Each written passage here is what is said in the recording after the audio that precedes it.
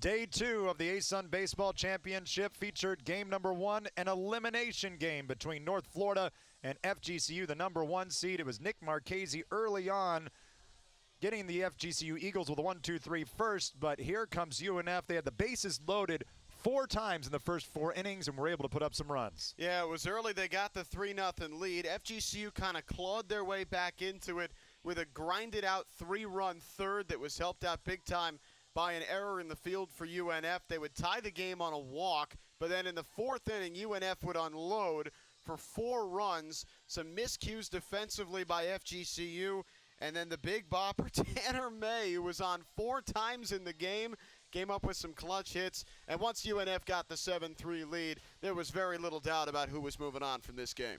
The Ospreys looked fantastic, putting up 10 runs, including this 2-run single off the bat of Chris Berry, who ended up with 3 hits and 4 RBI. Just a fantastic showing from the senior.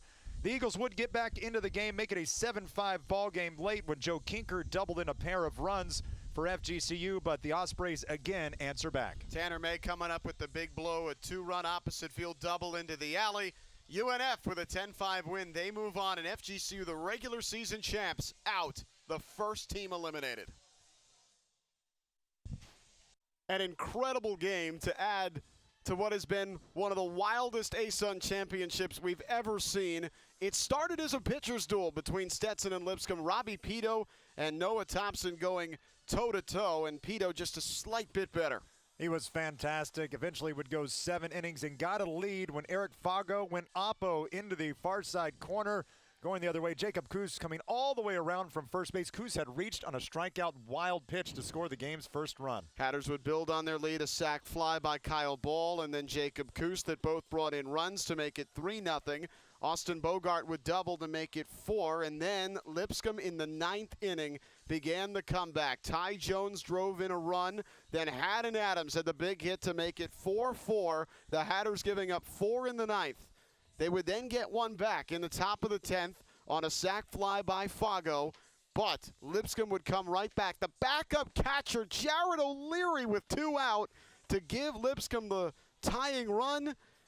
It was not meant to be. Robbie Knox strikes out with a winning run on 3rd in the 11th, and then this from Eric Fago to win it for Stetson. Fago drives in the game-winning run, and the Stetson Hatters are able to close this one down. The number 6 seed with a freshman on the hill getting the job done and moving on to the winners bracket semifinal tomorrow. You kind of had to figure we'd get another marathon crazy game in the ASUN tournament nightcap. Jacksonville in 10 innings loses a 5-run lead, but they end up beating Liberty 9-6 to move on.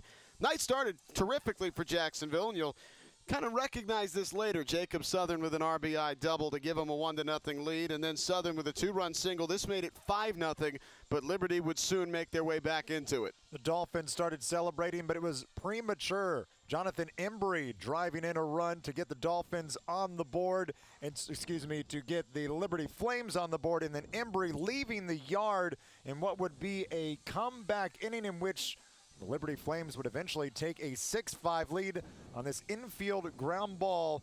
Couldn't be barehanded by Camacho. Gallazin drives in the tying run. The lead would come here. This is the sac fly for Rohrer that made it 6-5.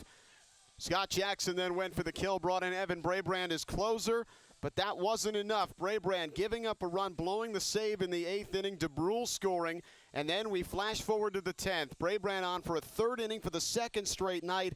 Just runs out of gas. Camacho with a sac fly, and then Southern a 2-run double to left center to ice it. 9-6, Jacksonville over Liberty.